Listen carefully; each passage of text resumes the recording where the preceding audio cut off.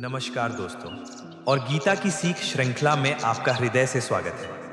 आज हम एक ऐसी यात्रा पर निकल रहे हैं जो हजारों साल पहले एक युद्ध के मैदान में शुरू हुई थी, लेकिन आज भी हम सबके मन के अंदर हमारे जीवन के हर मोड़ पर निरंतर लड़ी जाती है। ये यात्रा है श्रीमद् भगवद गीता के दिव्य ज्ञान की। गीता कोई साधारण ग्रंथ नहीं है, ये किसी ऋषि मुनि द्वारा लिखा गया शास्त्र मात्र नहीं है, बल्कि ये उस परम चेतना साक्षात भगवान श्री कृष्ण के मुख से निकला हुआ अमृत है। ये उस समय प्रकट हुई जब मानवता के सबसे बड़े धर्म संकट के क्षण में एक महानायक अपने कर्तव्य पथ से विचलित हो गया था। ये ज्ञान उस मित्र ने अपने मित्र को दिया जब वो जीवन की सबसे बड़ी उलझन में फंसा हुआ था। आज हम पहले अध्याय अर्जुन विषाद योग की गहराइयों में उतरेंगे। अक्सर लोग इस अध्याय को केवल युद्ध की एक प्रस्तावना, एक भूमिका मानकर जल्दी से आगे बढ़ जाते हैं, लेकिन सच तो ये है कि ये अध्याय पूरी गीता की आत्मा की नींव रखता है।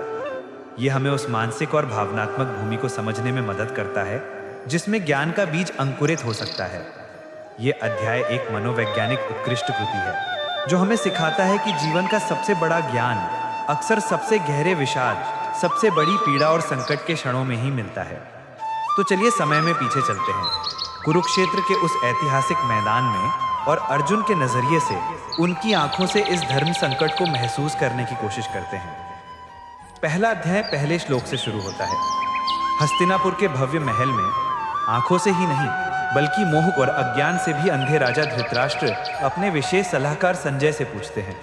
संजय जिन्हें महर्षि वेदव्यास से दिव्य दृष्टि का वरदान प्राप्त है, जिससे वे महल में बैठे बैठे ही युद्ध के मैदान का हर एक दृश्य देख और सुन सकते हैं। धृतराष्ट्र का पहला प्रश्न ही उनकी भीतर की चिंता और पक्षपात को उजागर कर देता है। वे पूछते हैं, धर्म क्षेत्रे कुरुक्षेत्रे समवेता युयुत्सवः मामकः पांडवाश्चैव किम कुर्वत संजय।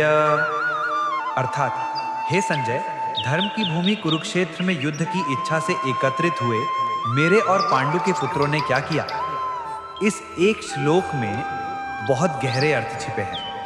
ध्यान दीजिए, धृतराष्ट्र ने कुरुक्षेत्र के साथ धर्म क्षेत्र शब्द का प्रयोग किया।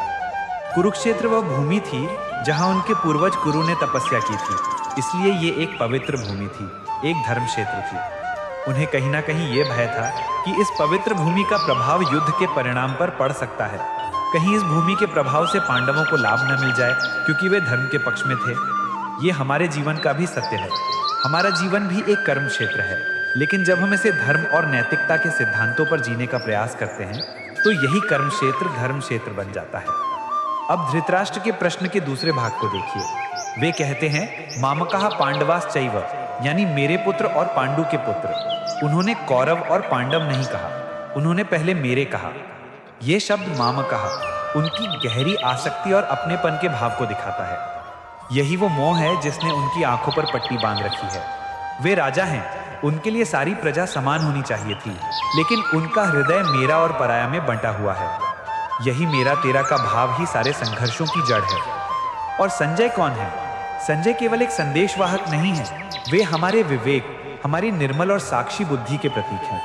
दिव्य दृष्टि का अर्थ कोई माजुक शक्ति नहीं है, बल्कि ये वो क्षमता है जिससे हम घटनाओं को बिना किसी राग द्वेष, बिना किसी व्यक्तिगत लगाव के जैसा है वैसा देख सकते हैं। जब हम अपने जीवन की उथल पुथल से थोड़ा हटकर एक साक्षी की तरह अपनी परिस्थितियों को देखते हैं तो हम भी अपने अंदर के संजय को जगा लेते हैं। अब संजय वर्णन करना शुरू करते हैं। वे बताते हैं कि कैसे आपके पुत्र दुर्योधन ने पांडवों की सेना को देखकर अपने गुरु द्रोणाचार्य से संपर्क किया। दुर्योधन का आत्मविश्वास देखिए, वो अपनी विशाल सेना भीष्म, द्रोण, कर्ण जैसे महारथियों को देखकर अहंकार से भरा हुआ है, फिर भी उसके मन में एक अनजाना सा भय है। ये हमारी नकारात्मक प्रवृत्तियों का स्वभाव है। बाहर से वो बहुत शक्तिशाली और अहंकार से भरी दिखती हैं, लेकिन भीतर से वे हमेशा भयभीत रहती हैं। दुर्योधन हमारे उसी गहरे अहंकार और मोह का प्रतीक है, जो सब कुछ जानते हुए भी सत्य को स्वीकार नहीं करना चाहता। भीष्म पितामह हमारे गहरे भ्रम और उन पुरानी आदतों के प्रतीक हैं, जिनसे हम चाहकर भी मुक्त नहीं हो पाते। वे जानते हैं कि वे अधर्म के पक्ष में हैं, लेकिन अपनी प्रतिज्ञा और वचन से बंधे हुए हैं। हमारी कई आदतें भी ऐसी ही होती हैं। हम जानते हैं कि वे हानिकारक हैं, पर हम उन्हें छोड़ नहीं पाते। गुरु द्रोणाचार्य हमारी उस द्वैत बुद्धि के प्रतीक हैं, जो सांसारिक ज्ञान में तो निपुण हैं, पर जब धर्म और अधर्म के बीच चयन की बात आती है तो अपने व्यक्तिगत स्वार्थों और निष्ठाओं में फंस जाती है।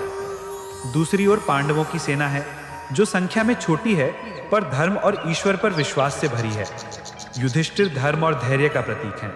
भीम हमारी भावनाओं और प्राण शक्ति के प्रतीक हैं। अर्जुन हम स्वयं हैं, जीवात्मा, एक साधक। वो गुणी हैं, कुशल हैं, संसार के सर्वश्रेष्ठ धनुर्धर हैं। लेकिन एक क्षण ऐसा आता है जब उनका सारा कौशल, सारा ज्ञान धरा का धरा रह जाता है और वे मोह के जाल में फंस जाते हैं। युद्ध शुरू होने की घोषणा होती है। दोनों ओर से शंखनाद होते हैं। भगवान श्री कृष्ण अपना पांचजन्य शंख बजाते हैं जिसकी दिव्य ध्वनि से अधर्म की सेना का हृदय कांप उठता है। इस शंखनाद के बाद जब दोनों सेनाएं युद्ध के लिए तैयार खड़ी हैं, तब अर्जुन के मन में एक विचार आता है। वे भगवान श्री कृष्ण से, जो उनके सारथी बने हैं, कहते हैं, सेनयोरु भयोर मध्य रथम स्थापय अच्युत। हे अच्युत, कृपा करके मेरा रथ दोनों सेनाओं के बीच में ले चलिए ताकि मैं देख सकूं कि इस युद्ध में मुझे किन किन योद्धाओं से लड़ना है। मैं देखना चाहता हूं कि इस दुष्ट दुर्योधन का भला चाहने वाले कौन कौन यहां आए हैं। ये एक योद्धा का स्वाभाविक अहंकार है। मुझे देखने दो कि मेरे शत्रु कौन है। भगवान कृष्ण मुस्कुराते हैं और रथ को ठीक भीष्म पितामह और गुरु द्रोणाचार्य के सामने जाकर खड़ा कर देते हैं। उन दो लोगों के सामने जिनसे अर्जुन सबसे अधिक स्नेह और सम्मान करते थे। और जैसे ही अर्जुन की दृष्टि उन पर पड़ती है, उनका सारा शौर्य, सारा आत्मविश्वास, सारा क्षत्रिय धर्म एक पल में पिघल जाता है। वो देखते हैं कि सामने कोई शत्रु नहीं बल्कि उनके अपने ही लोग खड़े हैं। उनके पितामह, उनके गुरु, उनके मामा, भाई, पुत्र, पौत्र और मित्र, जिन्हें देखकर उन्हें उत्सव मनाना चाहिए था, आज उन्हें उन पर बाण चलाना है। ये दृश्य अर्जुन को भीतर तक कंपा देता है। उनका शरीर कांपने लगता है, उनका मुंह सूख जाता है, त्वचा में जलन होने लगती है। वो इतने विचलित हो जाते हैं कि उनके हाथ से उनका विश्व प्रसिद्ध गांडीव धनुष फिसलकर नीचे गिर जाता है। जो अर्जुन अपने पराक्रम के लिए तीनों लोकों में विख्यात थे, आज वो एक साधारण, भयभीत और मोहग्रस्त व्यक्ति की तरह असहाय खड़े थे। वो कृष्ण से कहते हैं, हे कृष्ण, अपने ही स्वजनों को युद्ध में सामने देखकर मेरे अंग शिथिल हो रहे हैं। मैं यहाँ खड़ा भी नहीं हो पा रहा हूँ। मैं कोई शुभ लक्षण नहीं देख रहा। हे केशव, मैं अपने ही बंधु बांधवों को मारकर किसी भी प्रकार का कल्याण नहीं देखता। मुझे न तो विजय चाहिए, न राज्य चाहिए और ना ही कोई सुख चाहिए। यहां से अर्जुन का विषाद शुरू होता है। लेकिन वो सिर्फ भावुक होकर चुप नहीं हो जाते। वो अपने युद्ध न करने के निर्णय को सही ठहराने के लिए एक के बाद एक तर्क देते हैं। ये मानव मन की एक बहुत ही सामान्य प्रवृत्ति है। जब हम कोई निर्णय अपनी भावनाओं के आधार पर लेते हैं तो हमारी बुद्धि उसे सही साबित करने के लिए तर्क गढ़ने लगती है। अर्जुन का पहला तर्क है करुणा और मोह का। वो कहते हैं, मैं इन्हें कैसे मार सकता हूं? ये तो मेरे अपने हैं। ये करुणा है, लेकिन ये अज्ञान और आसक्ति से जन्मी करुणा है। ये वो करुणा है जो एक सर्जन को अपने ही रिश्तेदार का ऑपरेशन करने से रोक दे, भले ही ऑपरेशन न करने से उसकी मृत्यु हो जाए। ये कर्तव्य के मार्ग में आने वाला मोह है। उनका दूसरा तर्क है सुख का अभाव। वो कहते हैं, जिनके लिए हम राज्य, भोग और सुख चाहते हैं, वे ही तो यहाँ अपने प्राणों की बाजी लगाकर खड़े हैं। तो ऐसे राज्य और ऐसे सुख का मैं क्या करूंगा? ये एक व्यक्तिगत लाभ हानि का तर्क है। अर्जुन धर्म और अधर्म के बड़े प्रश्न को भूलकर अपने व्यक्तिगत सुख और दुख के स्तर पर सोच रहे हैं। उनका तीसरा तर्क है पाप का भय। वो शास्त्रों का हवाला देते हुए कहते हैं, इन आतताइयों को मारने से हमें पाप ही लगेगा। अपने ही कुल का नाश करके हम कैसे सुखी हो सकते हैं? ये बहुत चालाक तर्क है। अर्जुन अपने कर्तव्य से भागने के लिए धर्म शास्त्रों का ही सहारा ले रहे हैं। हम भी अक्सर ऐसा ही करते हैं। जब हमें कोई मुश्किल काम नहीं करना होता तो हम उसे नैतिकता और सिद्धांतों का जामा पहना देते हैं। उनका चौथा और सबसे विस्तृत तर्क है कुल के नाश और सामाजिक पतन का। वो कहते हैं, युद्ध से कुल का नाश होगा। जब कुल के पुरुष मारे जाएंगे तो कुल की स्त्रियां अपने पथ से भटक सकती हैं, जिससे समाज में वर्ण संकर संतानें उत्पन्न होंगी। इससे कुल धर्म और जाति धर्म नष्ट हो जाएंगे। जो लोग अपने पितरों को पिंड दान और जल तर्पण करते हैं, वे नहीं रहेंगे। इससे पितर भी अपने स्थान से गिर जाएंगे और पूरा समाज नरक की ओर जाएगा। ये अर्जुन की दूरदर्शिता को दिखाता है लेकिन उनकी ये सोच अभी भी सामाजिक और पारिवारिक स्तर पर ही सीमित है। वो आत्मा के स्तर पर, धर्म के परम सिद्धांत के स्तर पर नहीं सोच पा रहे हैं। इन सब तर्कों को देकर अर्जुन पूरी तरह से हताश और निराश हो जाते हैं। वो अपना धनुष बाण एक ओर रख देते हैं और शोक से व्याकुल होकर रथ के पिछले भाग में बैठ जाते हैं। वो कृष्ण से कहते हैं, अब मैं युद्ध नहीं करूंगा। यहां पहला अध्याय समाप्त होता है। इसका नाम है अर्जुन विषाद योग। ये बहुत महत्वपूर्ण है कि यहां विषाद के साथ योग शब्द क्यों जोड़ा गया है। योग का अर्थ है जुड़ना, तो दुख का जुड़ने से क्या संबंध हो सकता है? संबंध यह है कि अर्जुन का यह विषाद कोई साधारण दुख या अवसाद नहीं है। ये एक अस्तित्व का संकट है। ये एक ऐसा गहरा विषाद है जिसने उनके योद्धा होने के अहंकार को, उनके ज्ञान के अहंकार को और मैं सब कुछ कर सकता हूं के अहंकार को पूरी तरह से तोड़कर रख दिया है। जब तक हमारे अंदर ये अहंकार होता है कि मैं जानता हूं या मैं संभाल लूंगा, तब तक हम सीखने के लिए, ज्ञान प्राप्त करने के लिए तैयार नहीं होते। हमारा पात्र भरा होता है। अर्जुन का विषाद ही वो पवित्र अग्नि है जिसमें उनका अहंकार जलकर राख हो जाता है। ये वो बिंदु है जहां वो ये स्वीकार करते हैं कि उनका सारा ज्ञान, उनका सारा कौशल आज विफल हो गया है, और इसी क्षण में वो एक शिष्य बनने के लिए तैयार होते हैं। ये विषाद ही उन्हें भगवान कृष्ण की शरण में ले जाएगा, जहां से गीता का वास्तविक ज्ञान प्रवाहित होगा। हम सभी के जीवन में ऐसे अर्जुन क्षण आते हैं जब हम किसी ऐसे चौराहे पर खड़े होते हैं जहां हमारा सारा अनुभव, हमारे सारे तर्क जवाब दे जाते हैं, जब हमें समझ नहीं आता कि क्या सही है और क्या गलत, जब हम पूरी तरह से भ्रमित और दुखी हो जाते हैं।